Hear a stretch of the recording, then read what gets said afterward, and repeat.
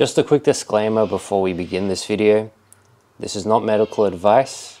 Okay, so before you actually want to begin doing any of these exercises, I would suggest you clear this with your doctor or your physical therapist or physiotherapist just to play it safe. Okay, this is not medical advice. This is more so just my experience and how I went by improving, basically improving my flexibility and my overall jiu-jitsu game as a result. Hey guys, what's up? So we're back at it again with another mobility protocol.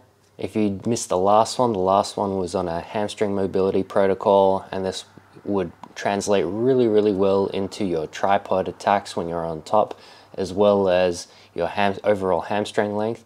And then from bottom, you would see a nice little improvement in certain areas such as your stack defense, for example, because you can go into that full pancake stretch and your hips won't be coming that high off the floor.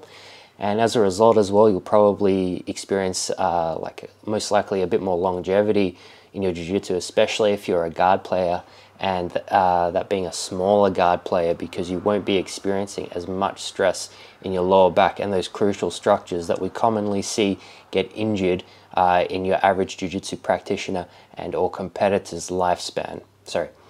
career span. What we're looking at today is the foot to chest protocol. And the foot to chest protocol, it's quite straightforward. It's your ability to pull your foot to your chest. And what this is a coupled movement. It's two movements in one. It's hip external rotation, where the hip externally rotates, as well as hip flexion. Now, when we combine these two movements together, they're obviously going to stress more structures as opposed to when we just do the one movement. Now, commonly, a lot of people think that if you have a very good butterfly stretch, you are flexible, but this is not always the case. Okay, this butterfly stretch is just an isolated movement to hip external rotation while the hip is in a more neutral position. And by this, I mean that the hip isn't flexed and it's actually more so extended. Why is this position important? So the very first thing, guard retention. Guard retention is one of the most important things in my opinion for jiu-jitsu, because if you can't stop someone from passing your guard, how are you going to even get off your attacks? That's the number one thing. The other thing as well is if you look at some of the structures stretched in the foot to chest position, these are actually structures that commonly get really tight and seize up after like a lot of accumulated hours of jiu-jitsu training throughout the week or throughout your months of training. And so what you'll find as well, what I personally found was that because I was putting a lot of focus into addressing those structures during improving my flexibility in this foot to chest range, I actually found that I was getting a lot less pain in my hips, the front of my hip, back of my hip, my sacroiliac joint, and occasionally lower back. I never actually get lower back pain, and I think a big part of this is because I'm not constantly stressing my lower back when I play guard. I put a lot of tension through my abdominals when I play guard, and I find that that actually saves my lower back a lot more. What actually inspired me to delve into this particular, I guess, like rabbit hole of getting more flexible was training with the likes of people like Levi Jones-Leary. You also have the Meow brothers, and and it's not just isolated to these two. There are heaps of other people like Diego Pato, for example. If you watch some of his matches recently, he quite diligently pulls his foot to his chest whenever he's in like a late stage pass. Now we're also going to see the foot to chest come into play with our attacks as well. So a really common attack that you'll see is that incorporates this foot to chest motion is the matrix position. And the matrix position is commonly used by Tommy Langica and Espen Mathiasen, and they have a lot of success with it. And what you'll notice is if you ever see them either training, competing, or stretching, or whatever it is, you'll see that their ability to pull their foot to their chest is amazing. It's like you know, touching the back of your head. It's very simple for them, and that's because they've obviously figured out that it's an essential movement, especially for guard play, and that's why they're so good at it. Now, the other thing to take note of as well, the other reason why the foot to chest position is so important is also for injury prevention. Injury prevention is obviously something that a lot of competitors as well as recreational practitioners are extremely interested in, and a lot of people not necessarily don't put enough time into it, they just don't know how to put the time into it, if that makes sense. They don't know exactly what to do. And so in my opinion, the ability to have, sorry, not the ability, to actually have a hip that can fully externally rotate, as well as whilst being in a fully flexed position, can actually save you from a lot of injuries, particularly injuries to the outer side of your knee. If we look at a very common mechanism of injury, it is essentially the exact same position that we're trying to stretch. And the main reason why people get injured from there is because they actually lack the range of motion in that position. So if we take an example of someone that were to be put into a position where their hip is flexed and their knee is fully externally rotated. Now, just a note on this, the knee doesn't have to be the hip doesn't have to be fully flexed. This, in regards to this particular injury, the LCL injury to be exact, it doesn't always require a degree of hip flexion. It's more so about the external rotation. So essentially what happens is, in a lot of positions such as 50-50, this is a very common position, or the rubber guard as well. I'm going to show a few videos detailing, showing examples of how these injuries have happened.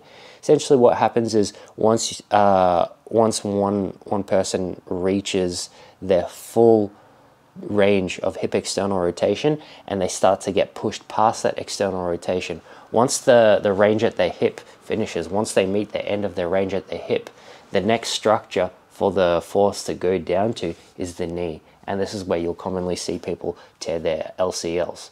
Now, commonly, like I was saying before, 50-50 scrambles, where people try and come up and they try and cross-face their opponent and get this chest-on-chest connection whilst they're still entangled in the 50-50. This is directly going to result in either a foot-to-chest position or potentially just hyper-external rotation beyond the range of what the hip is generally able to handle. And this is where we'll see the knee just go. Same thing with the rubber guard. I've put a video in this video showing how one guy actually tried to pull his foot so hard towards his chest that he actually blew his LCL. Another common mechanism of injury for the LCL is the saddle entry, and it doesn't always have to be from half butterfly, but half butterfly is quite a common position because a lot of the time when people are using the saddle, they're flaring their knee out, and a lot of the weight of their opponent's hips is going through the mid and lower aspect of their shin towards their ankle almost. And so this is where we can also see that similar hyper external rotation foot to chest mechanism that results in an LCL tear. Okay, so this is something we also have to be wary of as well. So the approach I took to improve my foot to chest position, my hip flexion and hip external rotation, I looked at a combination of essentially all the types of stretches. I looked at static stretching, I looked at dynamic stretching, and I also looked at variations of active range of motion as well as end range strengthening. It's essentially the same thing, and what you'll see in the videos I'm showing before is I also used, this is essentially end range strengthening, also used I think they call it loaded progressive strengthening. You'll see guys like Ido Portal as an example using this a lot as well. And so a perfect example of this is, say, sitting in a butterfly stretch and placing kettlebells on the ends of your knees. And what this is doing is this is obviously pushing your hips into further external rotation. And then the combination of this plus you pushing back actually helps facilitate basically increasing the range of motion.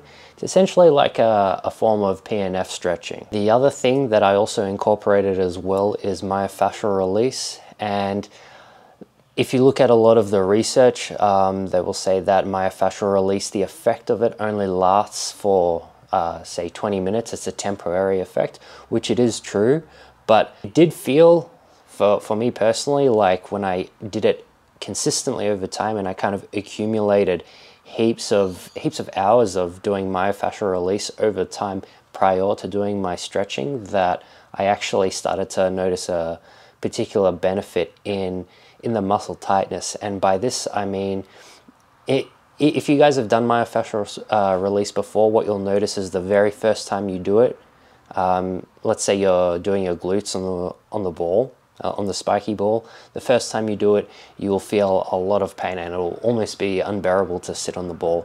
But if you consistently do it over time, what you will notice is that it actually doesn't hurt anymore. It's almost like your glute muscle doesn't actually get tight anymore because you've consistently released it so many times over the last few weeks or few months, etc.